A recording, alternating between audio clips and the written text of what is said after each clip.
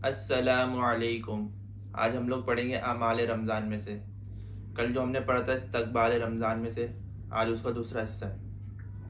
رمضان آنے تک ذیل کی دعا مانگتے رہیں۔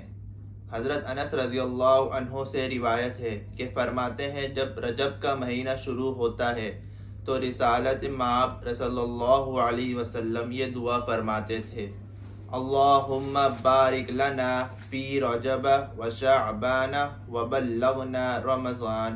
ترجمہ: اے اللہ، ہمیں رجب اور شعبان کے مہینے میں برکت عطا فرما اور اپنے فضل و کرم سے رمضان المبارک تک پہنچا۔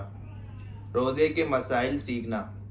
جو چیز فرض ہو اس کا سیکھنا بھی فرض ہے، اور جو واجب ہو اس کا سیکھنا بھی واجب ہے۔ لہذا جن پر روزہ فرض ہے وہ رمضان سے پہلے ہی روزے کے مسائل ضرور سیکھ لیں کہ کن باتوں سے روزہ ٹوٹ جاتا ہے، لیکن صرف قضا واجب ہوتی ہے، کفارہ نہیں، اور کن چیزوں سے روزہ نہیں ٹوٹتا، مکروہ ہوتا ہے، اور وہ کون سی چیزیں ہیں جو روزے کی حالت میں جائز اور مباح ہے۔ فضائل رمضان کا پڑھنا۔ فضائل اعمال کے ساتھ ساتھ فضائل رمضان کی بھی تعلیم کرتے رہیں۔ رمضان کے لیے اپنے آپ کو فارغ کرنا۔ اس مہینے سے فائدہ اٹھانے کا طریقہ یہ ہے کہ اس میں ہم اپنی عبادتوں کی مقدار بڑھا دیں اور دنیاوی مصروفیات کی تعداد کم کر دیں۔ 11 مہینے جسم کی پرورش کی، اب اس مہینے میں اپنی روح کی پرورش کی طرف دھیان دیں، روحانی ترقی حاصل کریں، اللہ تبارک و تعالی کا قرب حاصل کر لیں اور عید کی تیاریاں شعبان ہی میں کر لیں۔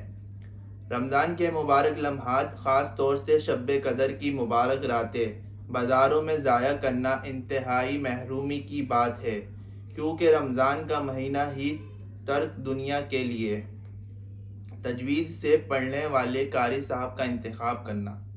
تراویح کا مکمل ثواب اور اجر پانے کے لیے ضروری ہے مرد ایسی مسجد کا انتخاب کرے جس میں حافظ صاحب قرآن کریم آہستہ آہستہ آرام کے ساتھ تلاوت کرتے ہوں، اور کسی ایسی مسجد میں ہرگز نہ جائیں جس میں قرآن کریم غلط طریقے سے پڑھایا جاتا ہو اور اتنی تیزی سے پڑھایا جاتا ہو کہ اس کے نتیجے میں حروف کٹتے ہوں یا حروف اپنے مخارج سے ادا نہ ہوتے ہوں۔ 15-20 منٹ جلدی فارغ ہونے کی کوشش میں اپنی تراویح کو خراب نہ کریں۔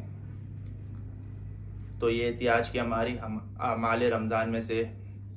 کل اس کا ہم نے پہلا حصہ پڑھا تھا استقبال رمضان میں، اور یہ دوسرا حصہ ہمارا۔